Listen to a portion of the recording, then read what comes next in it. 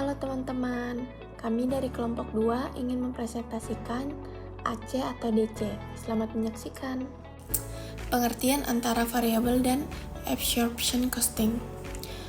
Yang pertama ada absorption costing. Itu memperlakukan semua biaya produksi sebagai biaya produk tanpa memperbedakan apa itu biaya variabel atau tetap. Dengan demikian, biaya produksi per unit terdiri atas direct material, direct labor, dan overhead pabrik, baik tetap maupun variabel. Jadi perhitungan absorption costing ini memperlokasikan sebagian dari overhead pabrik tetap ke dalam tiap unit produk, karena perhitungan absorption costing melibatkan semua biaya produksi. Metode ini sering disebut sebagai full cost method. Yang kedua ada variable costing. Dalam variable costing, hanya biaya produksi yang berubah-ubah sesuai dengan output yang diperlakukan sebagai biaya produk, termasuk di dalam direct material, direct labor, dan overhead pabrik variable. Biaya overhead tetap tidak diperlukan sebagai biaya produk dalam metode ini. Sebaliknya, biaya overhead pabrik tetap diperlakukan sebagai biaya periode, seperti beban administrasi dan penjualan. Beban tersebut dibebankan secara utuh ke dalam pendapatan setiap periode. Konsekuensinya, biaya per unit produk dalam persediaan atau harga pokok penjualan dalam metode variable costing tidak mengandung elemen biaya overhead tetap. Perhitungan variable costing sering disebut sebagai direct costing dan marginal costing. Perbedaan antara variable dan absorption costing. Perbedaan penting antara absorption costing dan variable costing adalah perlakuan unit biaya overhead pabrik tetap, sedangkan untuk biaya lainnya diperlakukan sama untuk kedua metode tersebut. Dalam absorption costing, biaya tetap overhead pabrik dimasukkan dalam perhitungan nilai produksi pada akun work in process ketika unit tersebut selesai dipekerjakan dan nilainya ditransfer ke akun finished good dan hanya saat terjadi penjualan. Aliran biaya ini muncul pada income statement sebagai cost of goods sold dalam variable costing.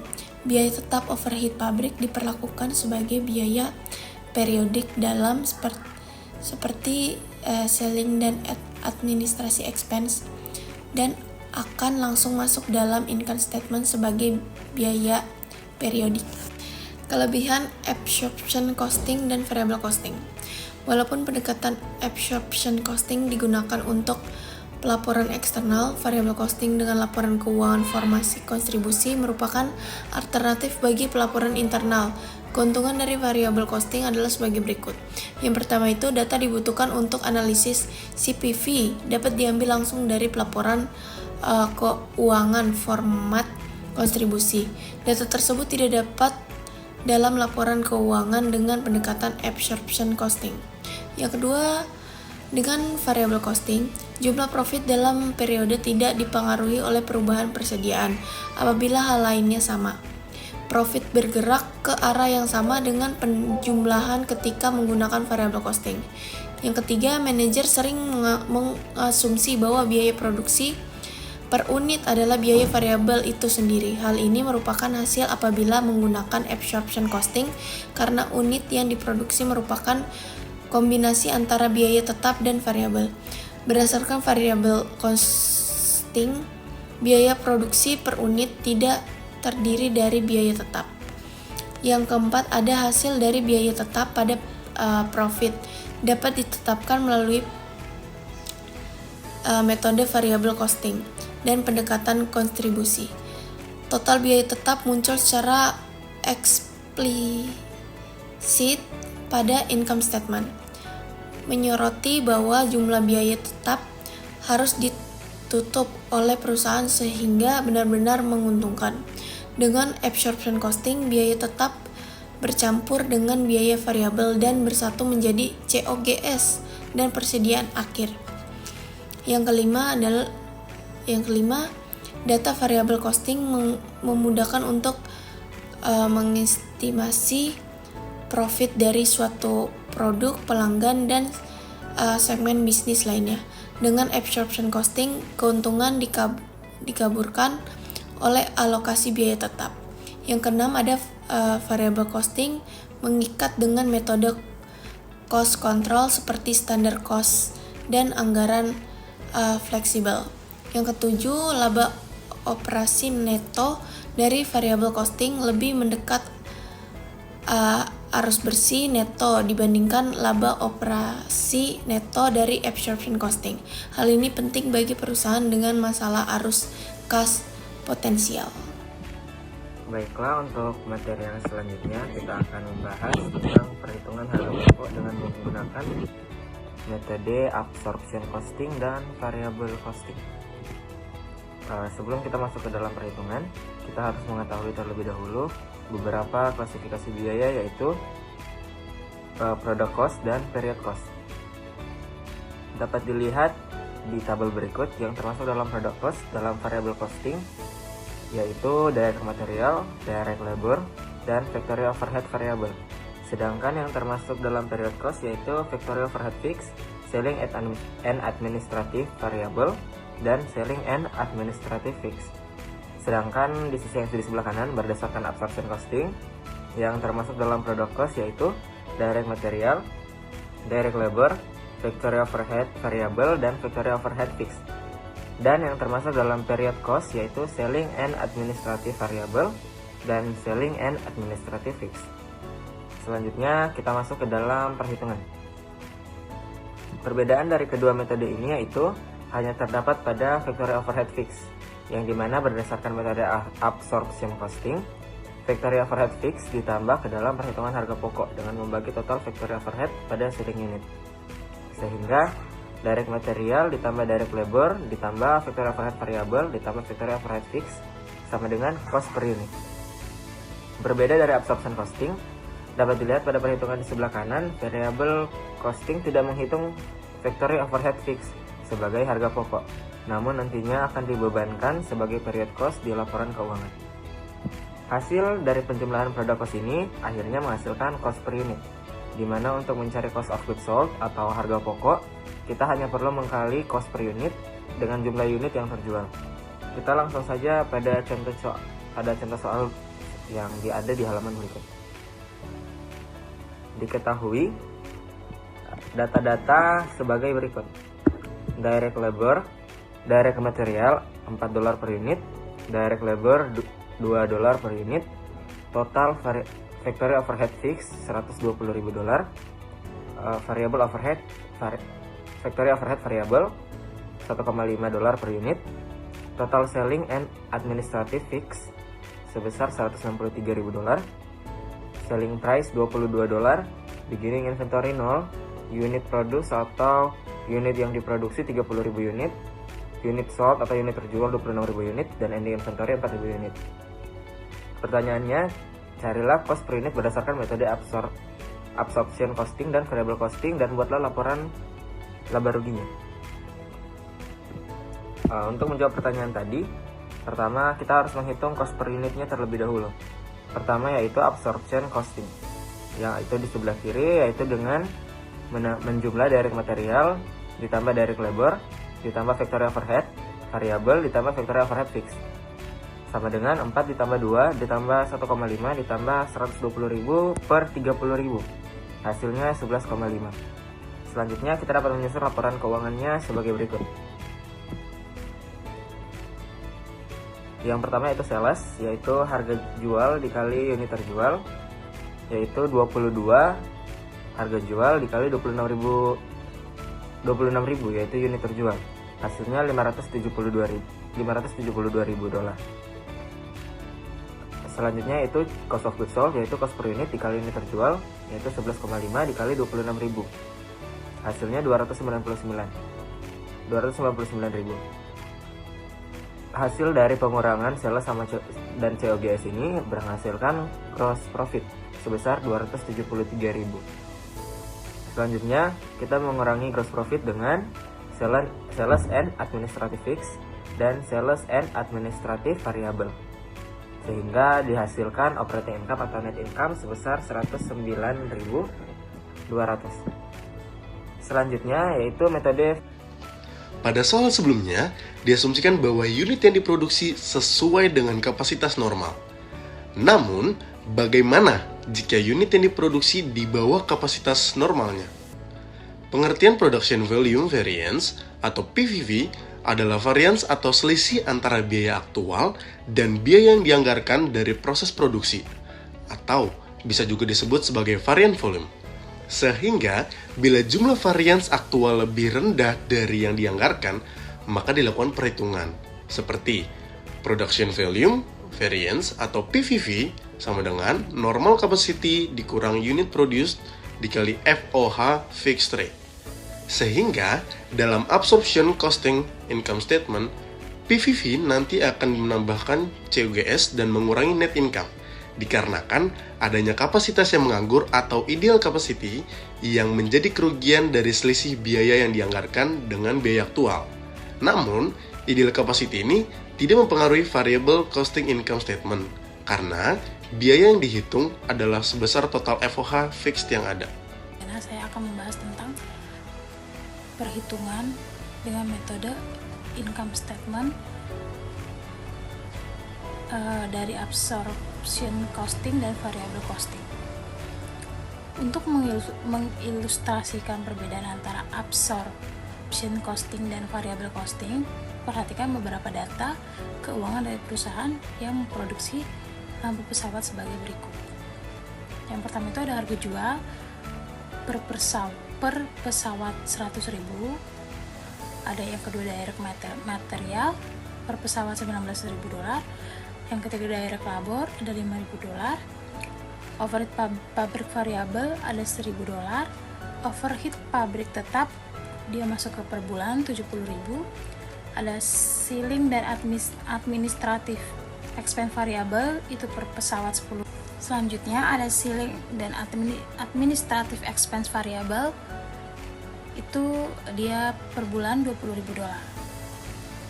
Dan yang pertama lagi ada persediaan awal, unit yang diproduksi, unit yang terjual, dan persediaan akhir. Kalau persediaan awal di Januari 0, di Februari 0, dan di Maret 1. Kalau unit yang diproduksi ada di Januari 1, Februari 2, dan Maret 2. Dan unit yang terjual ada Januari 1, Februari 1, dan Maret 3. Dan persediaan akhir Januari 0, Februari 1, dan Maret 0. Selanjutnya kita akan membahas tentang Absorption Costing Income Statement.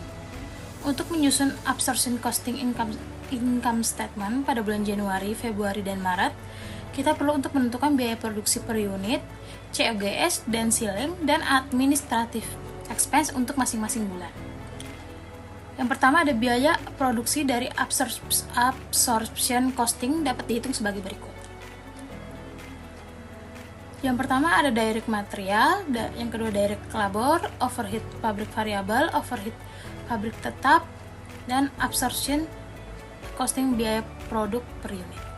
Kalau direct material Januari $19.000, Februari $19.000, dan Maret pun juga demikian $19.000. Yang kedua ada direct labor, yang pertama Januari 5.000, Februari 5.000, Maret juga 5.000. Yang ketiga ada overhead pabrik variabel, Januari 1.000, Februari 1.000, begitupun juga Maret 1.000. Dan overhead pabrik tetap 70.000 dibagi 1 unit di Januari dan 2 unit di Februari dan Maret. Itu di Januari $70.000, di Februari $35.000 dan Maret $35. Dan yang berikutnya ada absorption costing biaya produk per unit. Kalau di bulan Januari $95.000, Februari $60.000, dan Maret $60.000. Yang kedua ada berdasarkan biaya produksi per unit di atas, maka COGS berdasarkan absorption costing adalah sebagai berikut. Yang pertama ada biaya produksi per unit. Di bulan Januari ada $90.000, di bulan Februari $60.000, Maret $60.000. Yang kedua unit yang terjual Januari 1, Februari 1, dan Maret 3. Dan yang ketiga ada COGS absorption costing A kali B. Jadi 95.000 dikali. Jadi itu 95.000 dikali 1. Jadi COGS-nya ada 95.000. 60.000 dikali 1 pada bulan Februari itu 60.000, dan Maret 60.000 dikali 3 sama dengan COGS-nya 180.000 pada bulan Maret. Dan yang ketiga ada perusahaan akan menghitung selling dan administrative expense sebagai berikut. Dan yang pertama itu ada selling dan administrative expense variabel di bulan Januari Februari 10.000, Februari 10.000, dan Maret 30.000. Yang kedua ada selling dan administrative expense tetap di bulan Januari 20.000, Februari 20.000, dan Maret 20.000. Total keseluruhan selling dan administrative expense itu ada Januari 30.000, Februari 30.000, dan Maret 50.000. Dan yang keempat itu ada absorption costing income statement adalah sebagai berikut. Yang pertama ada penjualan di bulan Januari 100.000, Februari 100.000, dan Maret $300.000. Yang kedua ada COGS, yang pertama itu di Januari 95.000, di bulan Februari 60.000, dan Maret $180.000. Yang ketiga ada gross margin, di bulan Januari itu ada 5.000, Februari 40.000, dan Maret $120. Dan yang keempat selling dan administrative expense, di bulan Januari ada $30.000, Februari $30.000, dan Maret $50.000. Dan net operating income atau loss di bulan Januari minus 25.000, di Februari 10.000, dan di Maret $70.000. Berikutnya adalah variable costing contribution format income statement. Yang berikutnya dijelaskan bahwa untuk menyusun variable costing income statement tersebut, kita harus menghitung biaya produksi, di mana biaya produksi tersebut dalam per unit. Dalam variable costing tersebut, biaya produksi yang akan terdiri dari atas variable tersebut, maka variable per unit tersebut adalah hasilnya sekitar 25.000 yang terdiri dari atas sebagai berikut. Contohnya adalah ada dari biaya produksi variable costing dalam per unit. Yang pertama adalah direct material, itu hasilnya 19.000, direct labor 5.000, overhead pabrik variable sekitar 1.000, dan total biaya produksi variable per unit adalah 25.000. Yang kedua adalah dalam variable costing cost of goods sold. Karena di setiap bulannya variabelnya adalah 25.000, maka contoh keduanya adalah sebagai berikut, yaitu dalam ketiga bulan berturut-turut dalam variabel ABC, namun ketiga variabel tersebut adalah biaya produksi variabel, unit yang terjual, dan COGS variabel. Di mana hasil tersebut dari biaya produksi variabel adalah bulan pertama 25.000, bulan kedua adalah 25.000, dan bulan ketiga adalah tetap 25.000. Dan bagian B adalah bulan pertama hanya 1, bulan kedua juga 1, dan bulan ketiga adalah 3. COGS variable di mana A dikali B, yaitu dalam bulan Januari hasilnya adalah 25.000, bulan Februari hasilnya 25.000, dan bulan Maret adalah 75.000. Yang berikutnya adalah total selling dan administrative expense yang juga dapat dihitung dalam sebagai berikut. Contohnya adalah selling dan administrative expense, yaitu adalah itu mempunyai 3 unsur dari selling dan administrative expense variable. Yang kedua adalah selling dan administrative expense tetap, dan yang ketiga adalah seluruh total dari selling dan administrative expense. Di mana dalam ketiga bulan berturut-turut dari Januari hingga Maret itu menghasilkan 10.000 dalam bulan Januari, bulan kedua adalah 10.000, dan bulan ketiga adalah 30.000 dalam selling administrative expense variable tersebut. Namun hasil dari selling dan administrative expense tetap dalam bulan Januari adalah 20.000, dan bulan kedua adalah 20.000, dan bulan ketiga adalah tetap 20.000. Dan total adalah dari bulan Januari adalah 30.000, total dari bulan Februari adalah 30.000, dan total dari bulan Maret adalah 50.000. Yang selanjutnya adalah variable costing income statement untuk periode bulan Januari, Februari hingga Maret. Itu justru menggunakan format kontribusi sebagai berikut, yaitu adalah contoh yang kedua, yaitu variable costing contribution forward income statement. Itu ada beberapa bagian dari variable format tersebut, yaitu adalah yang pertama penjualan dari ketiga bulan tersebut menghasilkan dalam bulan Januari yaitu menghasilkan 100.000, bulan kedua adalah 100.000 dan bulan ketiga adalah 300.000. Variable expense merupakan salah satu dari dua bagian, yaitu adalah COGS dan variable selling dan administrative expense. Dan dari kedua variable tersebut, dari 3 bulan tersebut, COGS menghasilkan di bulan pertama yaitu 25.000, bulan kedua adalah 25.000 dan bulan ketiga adalah 75.000. Dan yang kedua adalah dari selling dan administrative expense.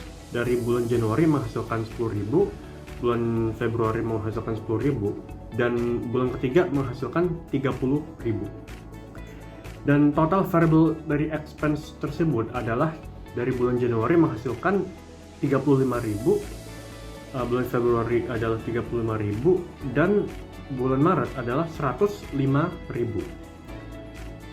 Yang berikut adalah kontribusi margin.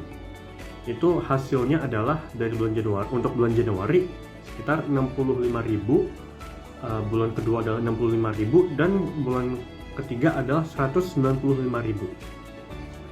Untuk fixed expense yaitu adalah ada dua bagian, yaitu fixed overhead pabrik dan selling dan administrative expense. Yang pertama adalah hasilnya untuk overhead pabrik adalah 70.000, bulan kedua adalah 70.000 dan bulan ketiga tetap juga 70.000. Yang kedua adalah selling dan administrative expense. Hasilnya untuk bulan Januari adalah 20.000, yang bulan kedua adalah 20.000 dan bulan ketiga tetap 20.000.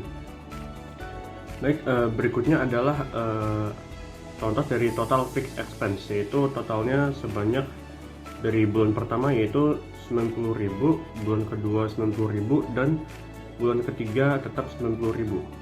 Dari hasil net operating income yaitu adalah bulan pertama minus 25.000, bulan kedua minus 25.000 dan bulan ketiga hasilnya adalah 105.000. Dari sini format ini adalah dari format absorption costing dan variable costing income tersebut adalah semacam statement-statement yang berbeda, karena pada dalam absorption costing income tersebut biaya ini dikategorikan dalam menurut fungsinya, yaitu adalah manufaktur dengan selling dan administrative expense. Jadi semuanya dari manufacturing tersebut, costing ini adalah disebut dalam COGS, dalam absorption costing dan selling dan administrative expense yang dipisah menjadi biaya yang dalam bentuk periodik. Namun hal ini berbeda dengan pendekatan kontribusi yang berdasarkan atau berkaitan dengan variable costing yang mengelompokkan biaya dalam berdasarkan bagaimana mereka bisa memilikinya. Dari semua biaya variable tersebut digabung, dijadikan satu, dan semua biaya tersebut juga tetap disajikan. Perbedaan laba absorbing costing. Laba yang dilaporkan mencakup semua biaya produksi, baik biaya variabel maupun tetap. Biaya tetap dianggap bagian dari produk dan didistribusikan ke unit yang diproduksi. Laba yang dilaporkan dalam absorption costing bisa lebih tinggi atau lebih rendah, tergantung pada tingkat produksi, karena biaya tetap didistribusikan ke lebih banyak atau lebih sedikit unit, tergantung pada volume produksi.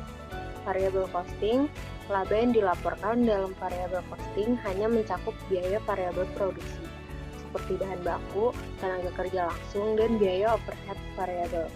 Biaya tetap dianggap sebagai biaya periode dan tidak dimasukkan ke dalam perhitungan laba produk. Laba yang dilaporkan dalam variable costing tidak dipengaruhi oleh perubahan tingkat produksi, karena biaya tetap tidak didistribusikan ke produk. Untuk mencari tahu penyebab terjadinya perbedaan laba dalam absorption costing dan variable costing biasanya dilakukan rekonsiliasi. Dari operating income ya, itu dikasih tahu hasil berapa, terus ending inventory-nya itu berapa.